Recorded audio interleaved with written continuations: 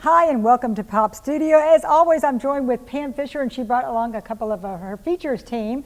We've got a lot of TV viewing this week. It's kind of what they call appointment TV with the Olympics. Right.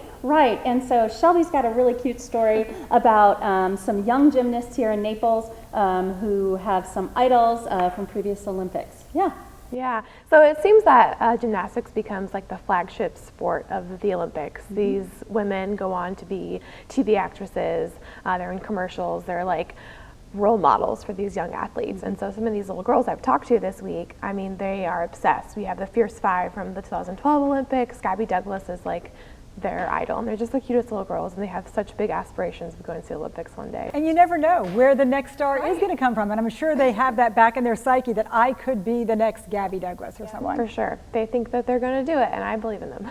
They're so cute. Do they practice a lot? Are they really committed to it? They practice 5 days a week. I think it's like 14 hours a week, and so they go straight from school to practice, and yeah, they work really hard. It's incredible. Really cute to watch, especially because when they really kind of determine when they've got talent for a higher level is when they're young. I mean, these kids are really flying around. So did you have fun being there with them? Oh yeah, I went to practice one day. They were doing flips. I felt so incompetent just watching them. I mean, they're like 12, 13, 14 years old, and they're so athletic. It's incredible to watch. Now, I remember back then, don't you? Like watching the Olympics when we were young and thinking we wanted to be the next. I'm not going to date myself, but Mary Lou Reston, maybe? Yeah. Okay, right. And I think the one thing that's really important about sport is that it instills character. So my dad was a coach, and I think that when you're working out young and you're practicing and physical rigor is a part of it, just the discipline of showing up and doing something and putting yourself out there to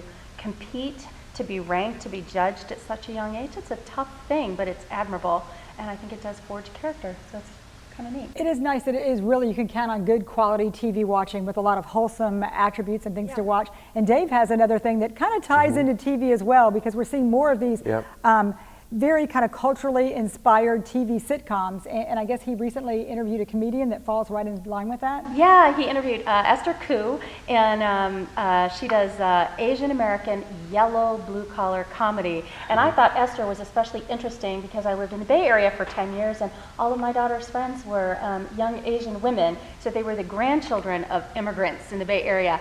And the way that they sort of were self-deprecating and lightly fun about their culture was really interesting because they're sort of at that remove from it.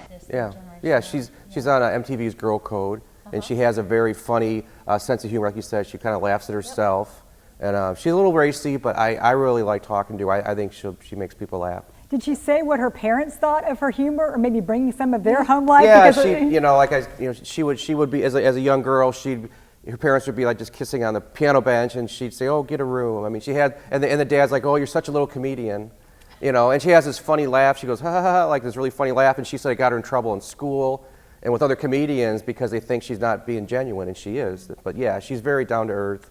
How much of the Asian American experience plays into her comedy? Does she kind of just do like the time spirit because she's on Girl Code, or is it mostly like what she brings with her culture? She doesn't dwell a lot on it, but she does talk about that type of humor. I mean, she talks about herself. She talks about being Asian. She kind of makes fun, pokes fun at Asians, but of everyone, So she has that kind of like humility in her comedy, which I like. You've had the vantage point of interviewing so many great comedians over the years, some that are established, some that are up and coming. Yeah. What do you think? You think she's got potential? You think everyone's going to know her soon? Yeah, I think so. I mean, I remember I interviewed Amy Schumer about 3 or 4 years ago when she was still on the way up. Wow. And I could see Esther at some point maybe getting into movies and doing those things because she does have a lot of talent and she's very funny. And she's super attractive, so she's just got this really charming millennial hipness about her. I saw the picture. She looked adorable. And what's great is that you can go online and see both of these stories in the newspaper at naplesnews.com. You can read about them, see some videos of them and everything else. But yeah, and we did post the podcast links for Esther Xu's comedy, so you can listen to her online and you can watch her. The name, I love the name of her podcast, Xu and the Gang. Yeah, Xu and the Gang. I love that. Yeah. Brings me back again. Yeah. Well, it sounds like we've got a lot of different things going on, and it's all kind of about girl power. Yeah, it is girl power, right? Yeah. It is. Very cool. Well, thanks for joining us on Pop Studio.